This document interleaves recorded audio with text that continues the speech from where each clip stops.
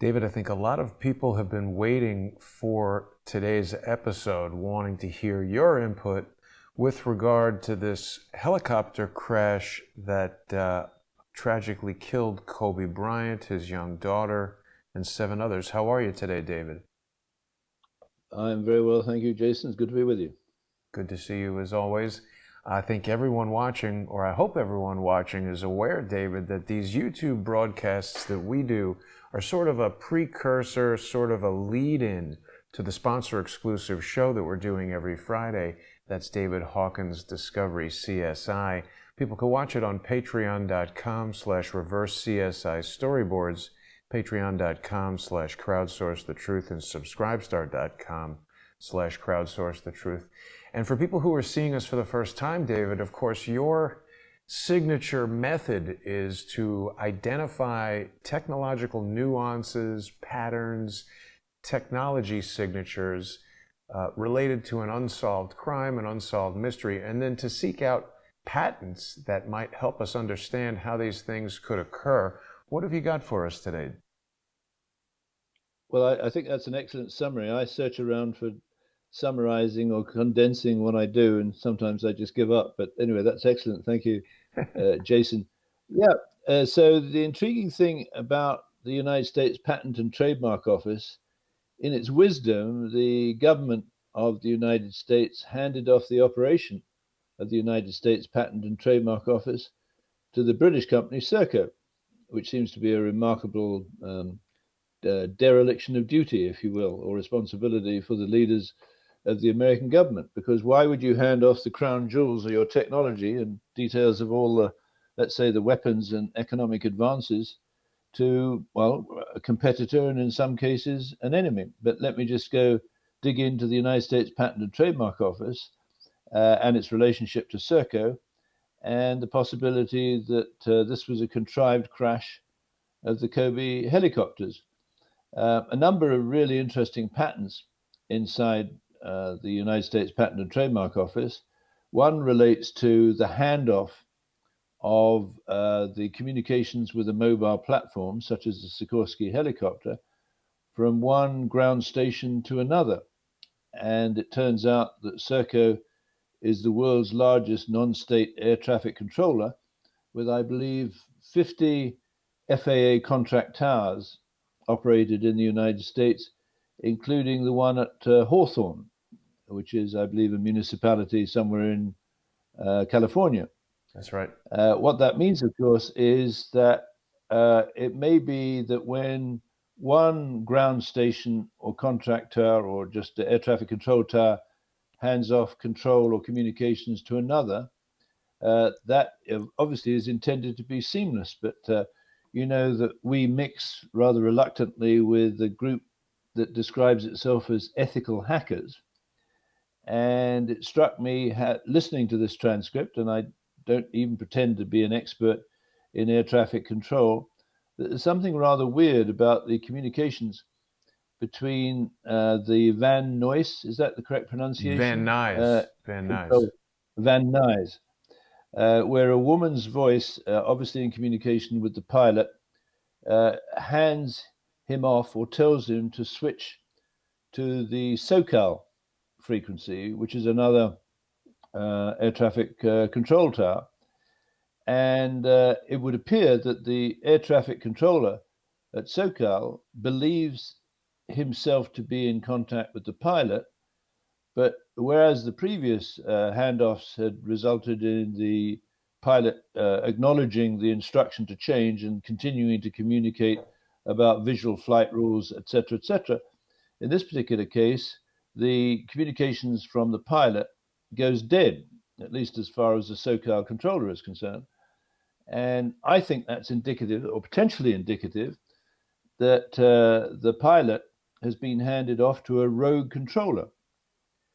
And since the world's largest non-state air traffic controller is SERCO, its potential for jumping into that relationship and actually vectoring the plane into a crash, well, it's quite significant. It certainly requires an investigation, because SERCO is as big as the world's largest air traffic controller, was obviously controlling a lot of traffic on the morning of 911. And before wrapping up that particular section, on the 47th floor of the North Tower on 911, there was a meeting of SERCO shareholders, as far as I could see, led by members of Phi Beta Kappa and Kappa Beta Phi, engaged in what is known, or I'm becoming a little bit familiar with, live action role play, where a simulation can switch to a live action where someone gets killed. But do you think that's a reasonably good summary of what SERCO is potentially capable of? I'm not accusing them of flying the Kobe helicopter into a mountainside, but they certainly have the capability of doing so, if not the motivation. Over to you. Well, I think it's interesting to explore. I'm lamenting my stupid typo that has people wondering if this is a red air traffic controller or a rogue air traffic controller or somebody wearing makeup. Rouge. I always misspell that word, but we're talking about a rogue air traffic controller. I mean, it's hard to say, David. Obviously, the purpose of this show is to explore what's technologically possible and not to ignore any possibility. It's certainly beyond strange that the United States would allow something as important as the Patent and Trademark Office to be outsourced to a British corporation. And it's basically, something that you and I have looked at over, I don't know how many episodes we've done at this point, certainly well over 100, I would think. But it's about sort of figuring this out, asking these questions, pointing to these technologies. And I'm telling you, David, in so many cases that you've raised these questions, the links are too coincidental to be ignored. And there's a lot of people who have questions about this Kobe Bryant crash. So I think it's worth looking into some of this. Yeah, absolutely right. And so what I'm now very interested in is when I make whether it's an allegation or an assertion that there appears to have been a weapon available in the patent office and the opportunity for a company like SERCO to use it, and in certain cases, the motivation, because we have to understand now that the global economy today is structured around a fraud. And this is my allegation. The fraud being that carbon dioxide is a driver of catastrophic anthropogenic global warming, and artificial intelligence algorithms, which SERCO uses to process applications for patents, are being coded now to recognize people as a principal threat to the survival of the planet. Now, it's nothing personal, but let's say that the artificial intelligence algorithms coded by SERCO in its air traffic control service around the world has been adjusted to recognize certain flight patterns as excess producers of carbon dioxide. And I'm warning people, and I'll say it again and again and again, and you and I visited that Center for Research into the Arts, Social Sciences, and Humanities at Cambridge University, and the acronym, and there are no coincidences for that, is CRASH, right? That's true.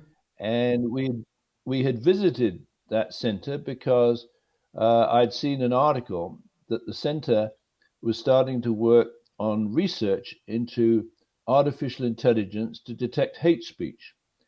Now, I don't know if the average citizen in the United States or any of the Five Eyes countries or around the world understands the danger of letting a computer determine what is hate speech or not. Because, for example, it may be that there are certain key words coded into the algorithms, which, if detected in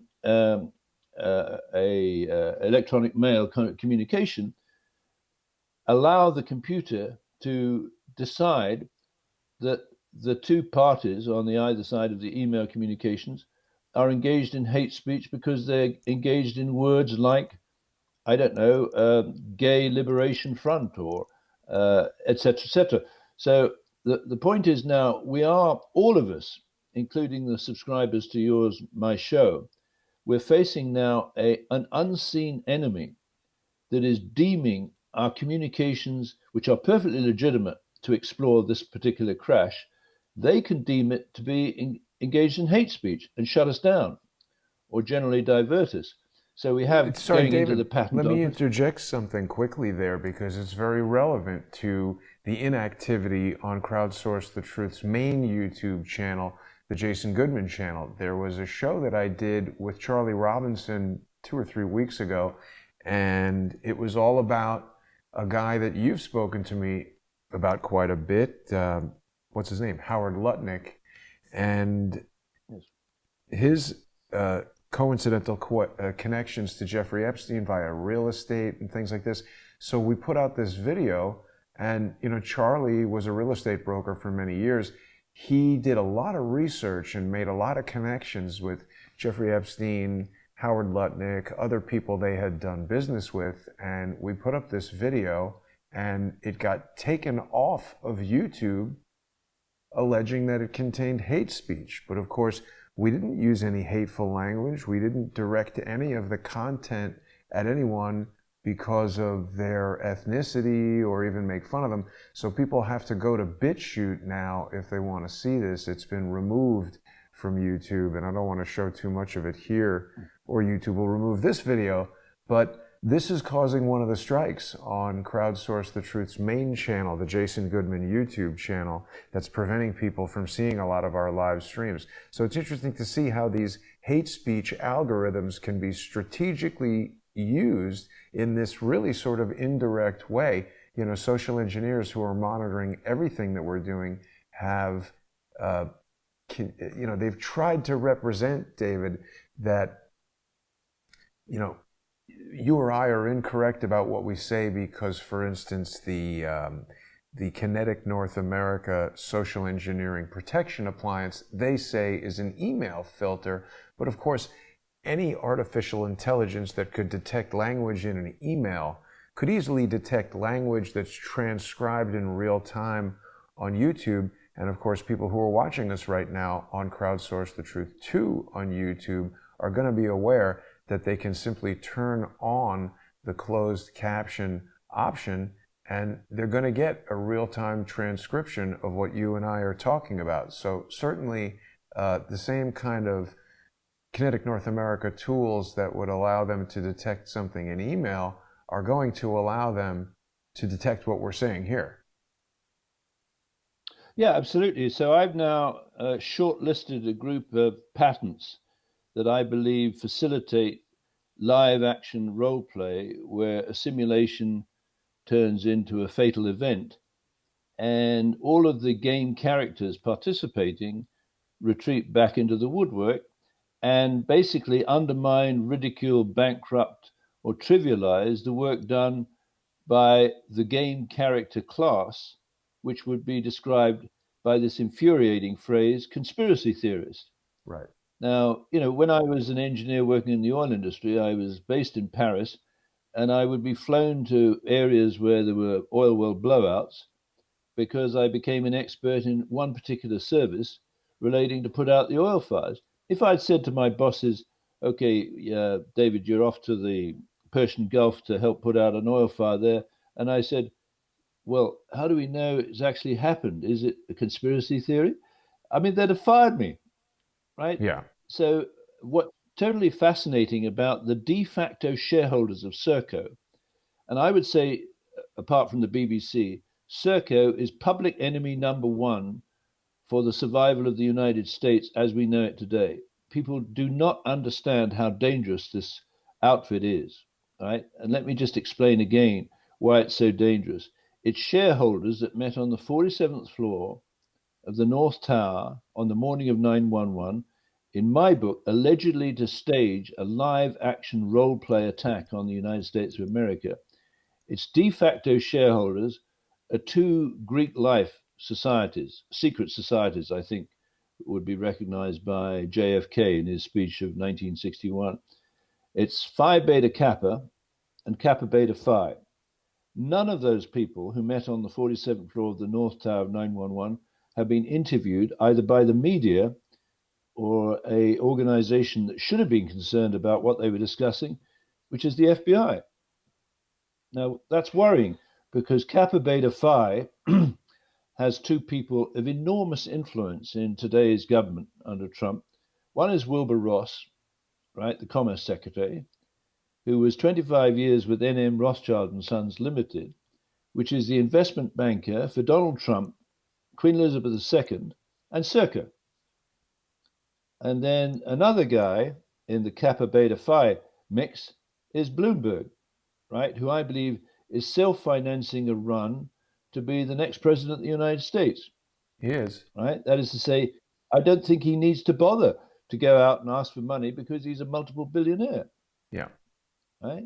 Now, I believe on those Boeing 727s, you know, the Lolita Express, there were some Bloomberg terminals that would have allowed insiders to take a position on the panic in the markets of 911, where if you invested in defense stocks, you'd make a lot of money. And if you shorted airlines, you'd also make a lot of money. So that's worrying. Bloomberg and Wilbur Ross. And remember, you met with Wilbur Ross. Fascinating interview, right? You only had, what, 30 seconds or a minute, but they're congratulating themselves, you know, the Trump White House and Wilbur Ross on having processed the 10 millionth patent for the United States of America, notwithstanding that the processing is being done using artificial intelligence algorithms provided by SERCO. And what I find so fascinating, apropos of 911 attack or the possibility that that was a live action role play, is what they used as the 10 millionth patent was a Raytheon patent that shows an image of ground zero taken through a Raytheon patented invention using three-dimensional imaging from laser. And it shows the total destruction of ground zero, but it shows it in a very interesting way for an engineer and anyone with a little bit of common sense, because there are certain buildings that are more or less intact and certain buildings that is destroyed. And I don't know if you're able to find that particular. Yes, that's the one. Now, just bring that. If you bring that back. Now, isn't that a fascinating image, Jason, to celebrate the 10 millionth patent, where it would appear that the technology was used to monitor the destruction at ground zero? Now, is it a diversion, or should we get back to Kobe Bryant? Well, no, this is interesting to talk about. I mean, you know, you might recall, David, that when I spoke to Wilbur Ross, he didn't want to talk about SERCO, he wanted to talk about space. And when I search YouTube for Jason Goodman and Wilbur Ross, I mean, I would think that at this point I have enough videos on YouTube that the search term Jason Goodman would bring back the one video that includes both myself and the Commerce Secretary. But instead what we get is a lot of videos of Wilbur Ross that have nothing to do with me asking him what's up with SERCO. And then a lot of videos about me that have nothing to do with Wilbur Ross. Here we go.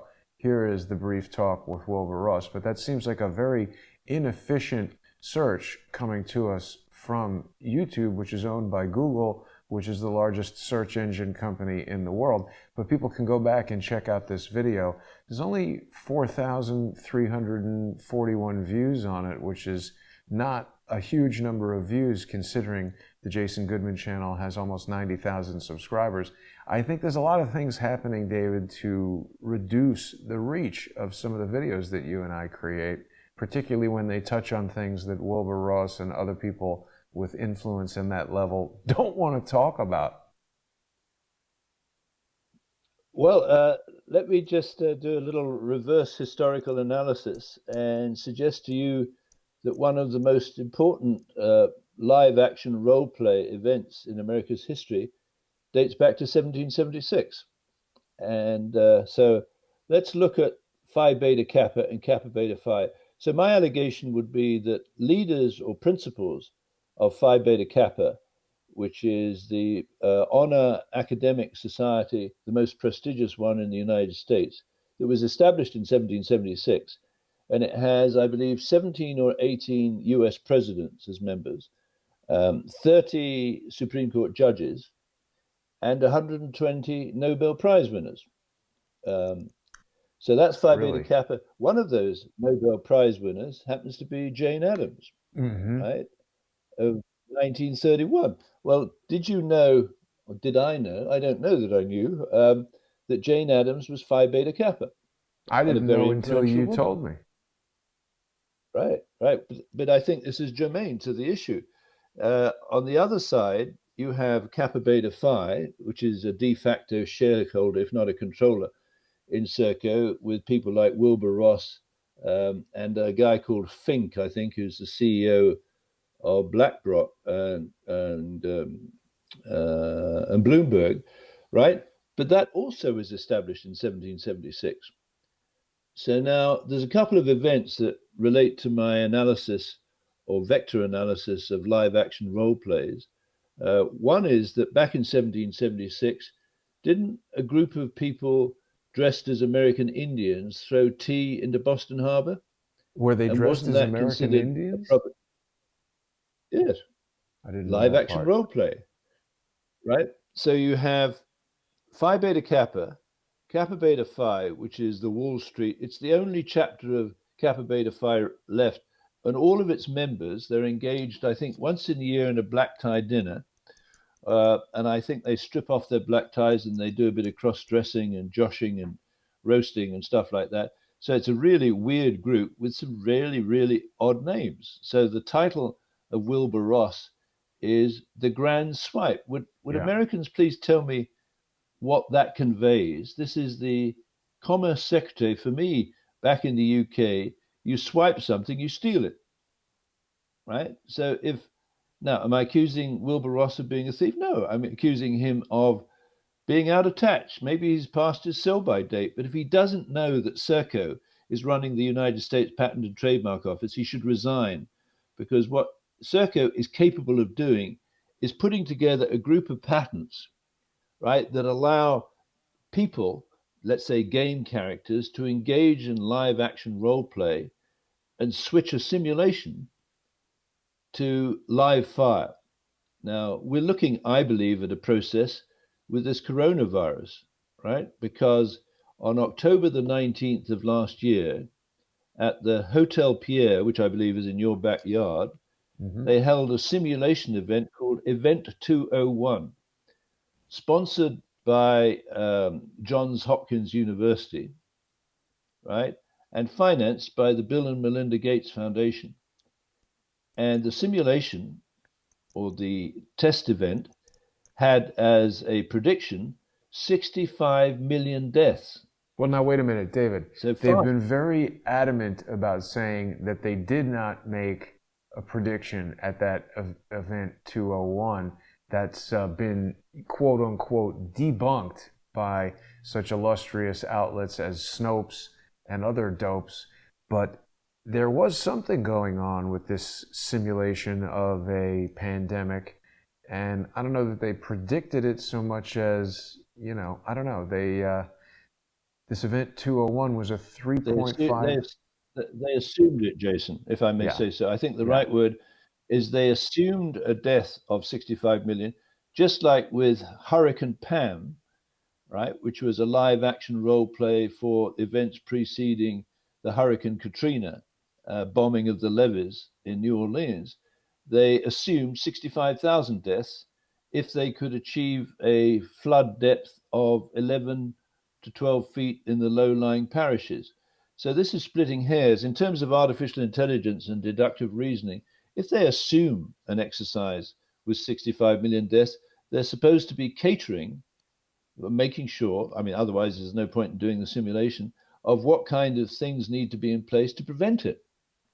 But in parallel with that, and prior to 2019, Event 2001, SERCO appears to have granted or processed a patent application by the Pirbright Institute in the United Kingdom for a coronavirus. And if one goes through the abstract of the coronavirus patent and the text, you find they're using reverse genetics to attenuate the virus. And I don't have to be a geneticist or a microbiologist to say Well, if you can use reverse genetics to attenuate the virus and develop a vaccine, you can use reverse engineering and artificial intelligence to activate the virus and make it considerably more dangerous than SARS by actually coding the genes in the virus such that people carrying it become infectious before displaying symptoms, which is exactly what you've got now.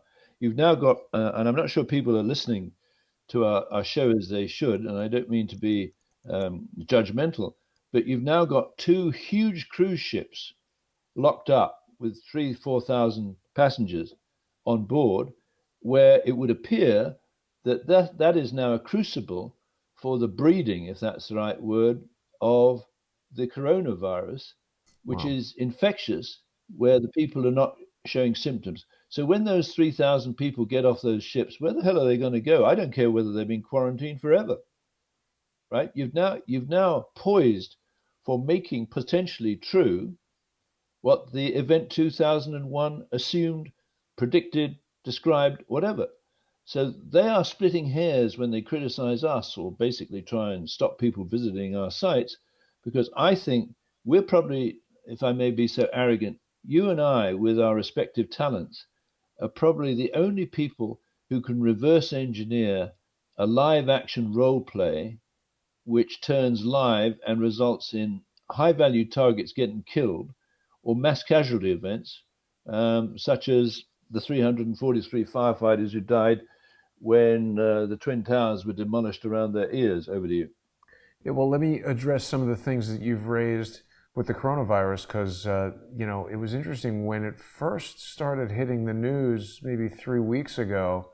I guess I had just returned from Norway with Charles Ortel, and you had mentioned that there was a patent on the virus, and I looked it up, and I found this patent here. This is a U.S. patent dated November 2018, and the applicant is the Pirbright Institute. So I was having difficulty finding it again when I tried Google just the other day. But when we check out the Pirbright Institute, it's pretty interesting because let's see, what was I looking at? Partnerships here, our major stakeholders, right? So when you click on this, sure enough, it does list the Bill and Melinda Gates Foundation right there as a major stakeholder in this thing that has a patent on the coronavirus. So they're saying, oh no, it's not the same thing. But it does seem remarkably coincidental that this event 201 occurs. And incidentally, when you were speaking before, I noticed in this description of the event, it talks about public health leaders participating as players. So, I mean, isn't this a live action role play? And when we look at these players, here they are. I don't know who any of these people are. I don't know if they even know what's going on here, but it's always worth kind of looking at these things, trying to make some connections, because you never know if there's a name in here that links to somebody else. Or Avril Haines, remember Avril Harriman was, one of the Harriman brothers. I mean, we're just looking for coincidental links. And when we start to have these situations that seem too coincidental, like this event predicting a pandemic, it's funded by Bill and Melinda Gates. They're funding places that are doing research with viruses that now become pandemics. And we know that Bill Gates loves to send vaccines around the world. We know that he's got a history of being interested in, and members of his family being interested in, eugenics.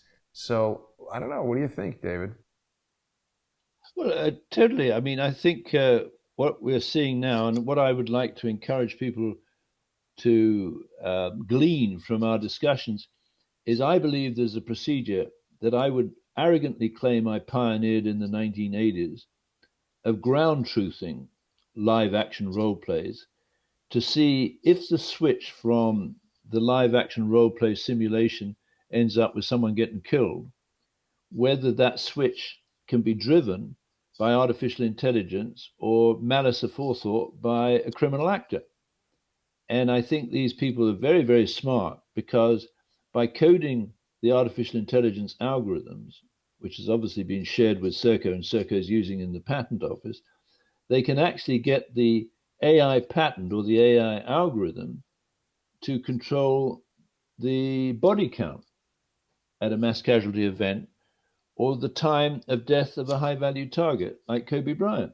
Now, I believe Bishop Larry Gators believes that Kobe Bryant was a boule, which is an elite Black American society, I think, founded in 1910, that includes people like Martin Luther King and Eric Holder. And incidentally, Eric Holder's name as Attorney General is intimately associated with the Fast and Furious gun running racket Yes. under the Obama administration. I'm glad you're And talking about that. And at that shoot up at the Bataclan concert hall in Paris, they found a Fast and Furious gun. Now, this comes back to my theory that the way to reverse engineer live action role play is to look at the blocking note vector analysis. That is to say, if we take that gun, it's traveled along a certain path obeying the laws of physics. It was bought somewhere, if it's that Fast and Furious program. It may have been sold to cartel members south of the border, right? And the gun might have been turned around and shipped to a group of, let's call them game characters, that needed to stage a mass casualty event in the Bataclan concert hall in Paris. Now, I can't remember the name of the band or the group that was playing there. It was pretty. It's a very like death it's a oriented. very scary, yeah, something like that. And so there's an image of these guys singing, and they stop singing. You can hear the shots ringing out, but they don't duck, right? And one possibility is that from a vector analysis point of view, the Fast and Furious gun, courtesy of Barack Obama and Eric Holder, was brought into the concert hall in the music instrument cases of the band. I mean, this is what people who are investigating crime should be doing. Every object, every player, every weapon that moves into a crime scene Eagles of before the death crime metal, occurs. David. Yeah, great name, eh? Like Dead on Arrival playing out at the pig farm, right? Which for me Guns means are that certainly the death women, metal, right? If you get shot with it. yeah. And if you take Dead on Arrival as the name of the group that used to play out at the Piggy Palace Good Time Society, if the women, maybe pregnant women, are being killed in the torture studios at 425 Carroll Street, right, then obviously you've got to get rid of the bodies. One way of getting rid of the bodies is taking them out to the pig farm, obviously then, serenaded by Dead on Arrival. I believe one of their songs is Last Scream of the Missing Women. Well, this is pretty spooky, isn't it? Yeah. That's their song, is Last Scream of the Missing Women? Yeah. Wow. Come on, So that can't be you a know what, coincidence. Jason? They're laughing at us. These people, right? Going Yeah. back to Rockefeller's comment at what is it, the 1992 or three, either Bilderberg or the World Economic Conference. I can't remember. This clown says the world is ready to move to a supranational government of world bankers and an intellectual elite. On the 47th floor of the North Tower, the morning of 9/11. SERCO shareholders were represented, I believe, by Phi Beta Kappa, where these people would describe themselves as members of the intellectual elite, and I include the late Jane Addams and the not so late Bill Clinton, right? And the international bankers or world bankers would presumably be represented by Kappa Beta Phi, that includes Bloomberg and Fink, the CEO of BlackRock, the largest shadow banker in the world and a major shareholder in SERCO, and Mr. Wilbur Ross, who's the Commerce Secretary, who doesn't know that the United States Patent and Trademark Office is being run by the British company SERCO. Well, I don't know that he That I doesn't would know hold that. He just liable. doesn't want to talk about it. Well, in that case, I guess we do. And we have to, because what I'm urging our listeners to do, and this isn't appeal so much for money, although that's extremely important, that they become subscribers, because you and I think, have both plateaued recently. The closer we get to unraveling these crimes, starting with the scripts that are written before the crime occurs and then synchronized through the BBC with that spoken text display apparatus for the generation of television signals. SERCO and the BBC, and I'll come to that combination or that conspiracy in a minute, are capable of staging a live action role play event anywhere in the world with very little preparation, because they have a whole raft of networks that I believe are constrained to do exactly what they're told because of what was going on at Starnet at 425 Carroll Street for 4 years prior to the raid, when all the kit was taken away and installed somewhere else to carry on an operation that was basically committed to the global export and manufacture and production of hardcore adult and child pornography. And it is shameful for people to accept that that raid resulted in no prosecutions. All of the equipment and images of child abuse has disappeared, and I believe it's disappeared into the cloud, Internet Movie Database or whatever it is, and the National Crime Agency in the UK. Over to you. Yeah. I wanted to point out, David, when you're talking about the Boule, this secret society that Bishop Gators introduced the Crowdsource the Truth audience to, this is also a Greek society, Sigma Pi Phi. And this is exclusively for black men, as far as I understand. There's a different one for black women, and they don't let black men into some of these other secret societies. So this one was formed, and yeah, as you pointed out, the bishop tells us that lots of different prominent black Americans are part of this, and this is the 10% of the black population that's intended to control the 90%. Bishop has called it the crab barrel theory and a variety of other things. But it's interesting that these secret societies are so pivotal in all of this. And for people who maybe haven't seen all of our previous shows, David, one of the most fascinating things about what you and I are doing is how there's a through line that kind of links these things all together. I mean, you were speaking earlier about SERCO, and I brought up an image of this guy, Rupert Soames, who is the CEO of SERCO, who is miraculously levitating on a bicycle here. I guess maybe he's riding it and there's a fast shutter speed on the camera. But this is one of these city bikes that you see around London and New York City.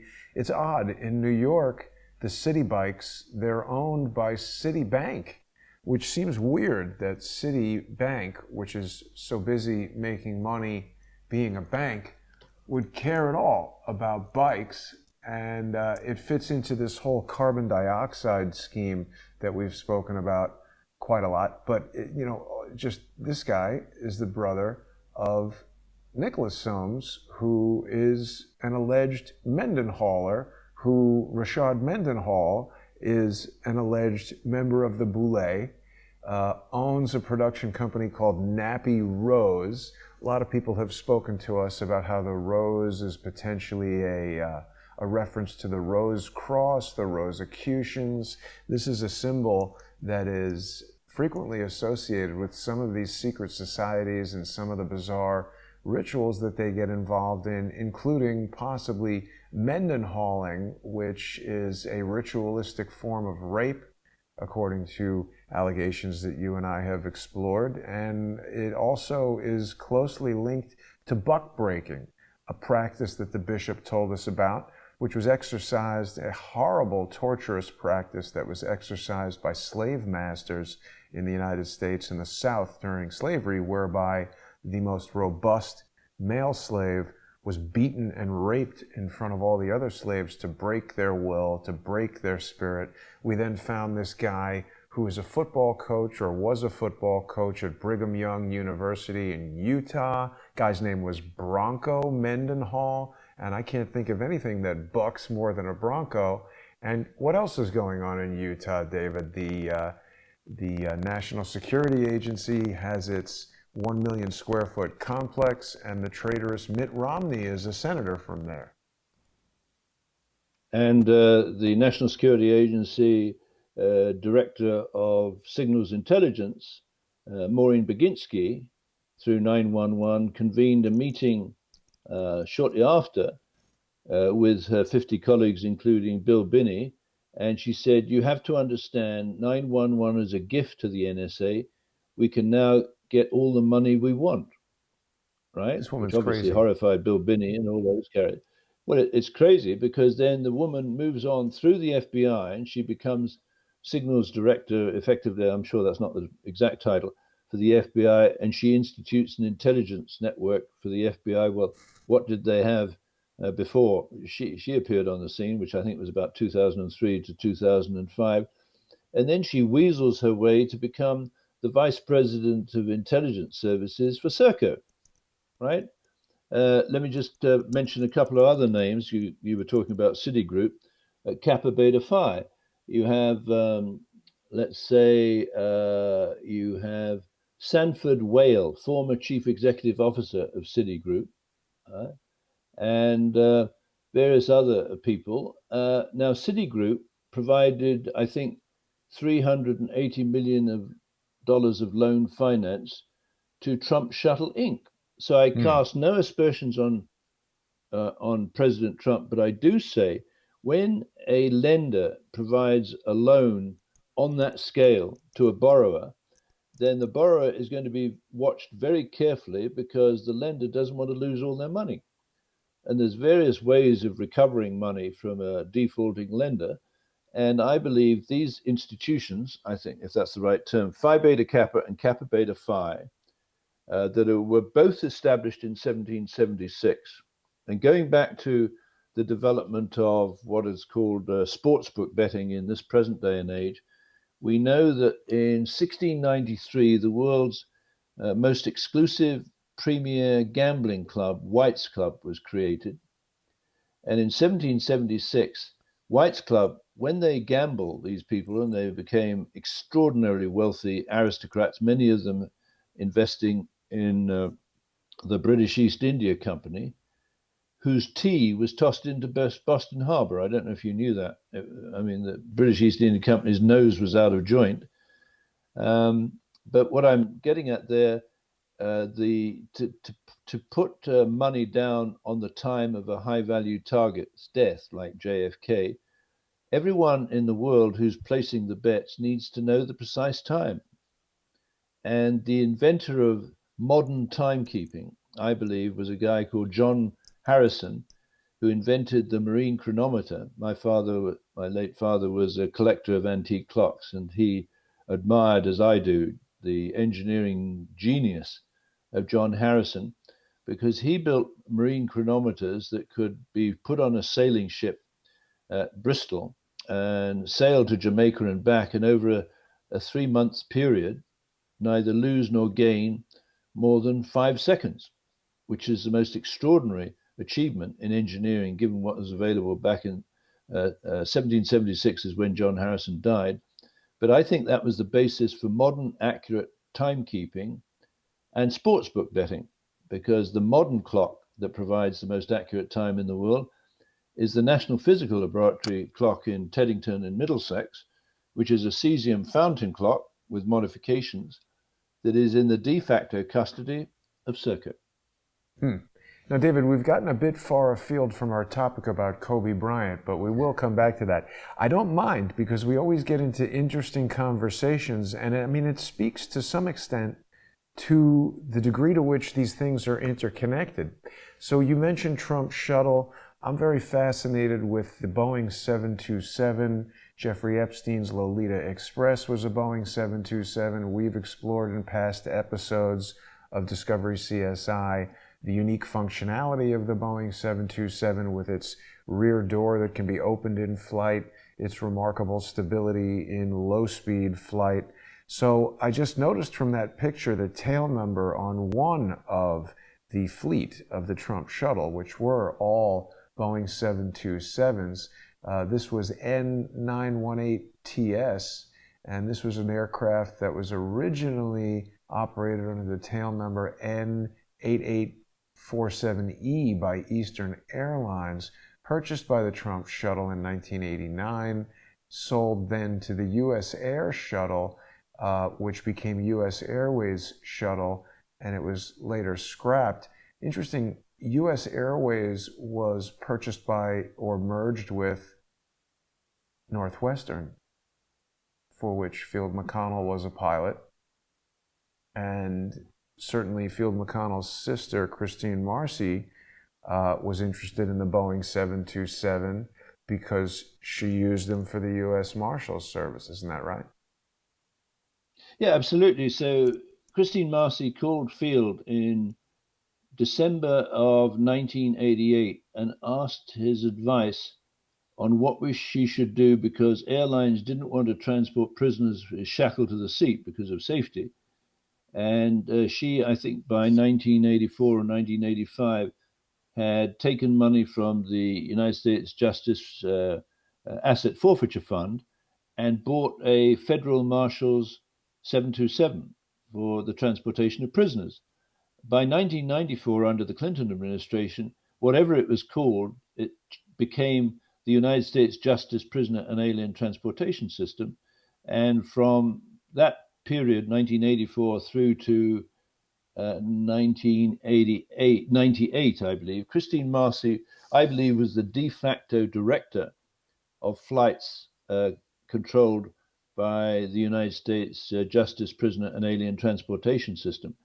So my theory about the movement of prisoners using the Jerome Lemelson patent and the artificial techniques, she would have been in a position to use that patent, which I think was assigned in 1998, to move prisoners or game characters into a crime scene before the crime occurs, which might include, for example, the environmental cleaners on the lawn outside the Pentagon, or fast forward to the present, to the people in the control towers who may have handed off the Kobe Bryant plane into a vacuum where a rogue air traffic controller could fly, helicopter could fly it into the mountainside and kill Kobe Bryant and his fellow passengers in a way that wouldn't draw attention to some of the extraordinary characteristics of the flight path of the plane, because it appeared to have accelerated, descended very fast.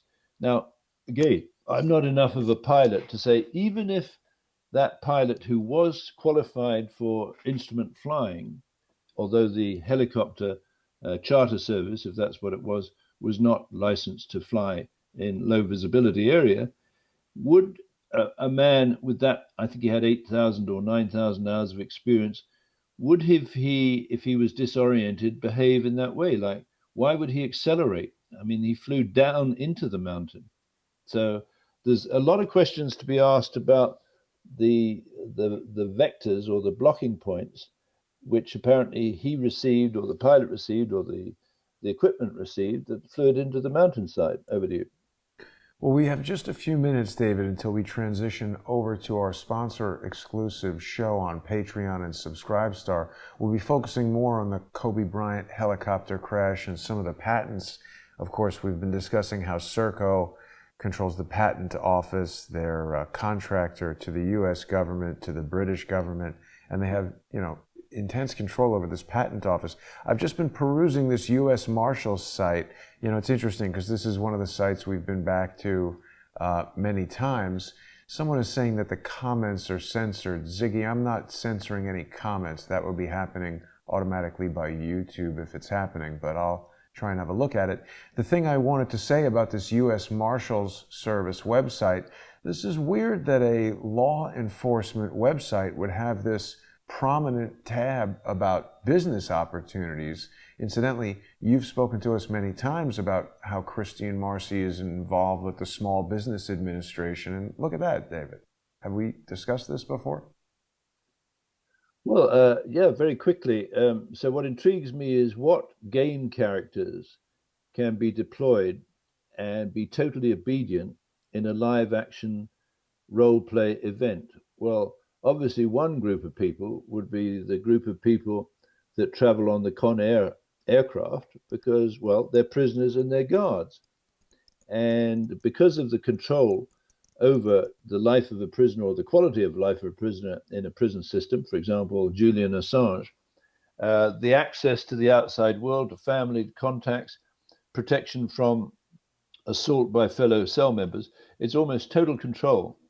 So Christine Marcy, I would say, would have a really extraordinarily powerful image in the minds of the average con in the United States, because there would be an internal grapevine within the prison system. Say, when this woman tells you what to do, you do it, right? Otherwise, she can put you on a plane and crash the plane. Moving on, in 1998, she becomes the chief operating officer. But let me pause the you there, Small because I don't want to Business go into too many details about Christine Marcy, but dovetailing off of what you've just said, because we only have a few minutes left, if she's got this control over prisoners through artificial intelligence and the Jerome Lemelson patent, is it possible that a similar level of control over people who aren't overtly prisoners, but are intended to convey messages that whoever wants these messages to be conveyed, someone like Kobe Bryant, and perhaps artificial intelligence would determine to upgrade or downgrade his privileges, including the privilege to continue exhaling carbon dioxide. They might make a decision based on something that he's done or not done. Well, absolutely. And that's the danger of switching over the control of someone's exhalation potential to an artificial intelligence algorithm, because they may deem you, and I believe Christine Marcy said at the funeral or the service of Field and her father, she described people like, not like, she wasn't obviously referring to you and me, but the peasants as mindless breeders and useless breathers. This woman is an elitist, and I think she's it's a very questionable what kind of control she has over the future of the United States through the Small Business Administration 8A operation, which has a loan portfolio of $70 billion and can be deployed small businesses at any target, and the transportation of the most dangerous people in the world in and out of the country, possibly without even going through customs. Over to you. Yeah. And with that, David, we're going to close out our show here, and we'll be continuing in just about 8 minutes on patreon.com/reverse CSI storyboards, patreon.com/crowdsource the truth, and subscribestar.com/crowdsource the truth. If you're intrigued by what we've been talking about, I really do encourage people to become sponsors. You're going to get access to a huge and continually growing library of content, and you'll learn all about Christine Marcy and the secret societies we've been talking about, the interconnection between these things, and how technology and patents can be fraudulently, negligently, or what's the other way? Misused. Recklessly and willfully. Recklessly and willfully, exactly. So we'll see everybody in just a few minutes on Patreon and Subscribestar. Thanks for watching, everybody.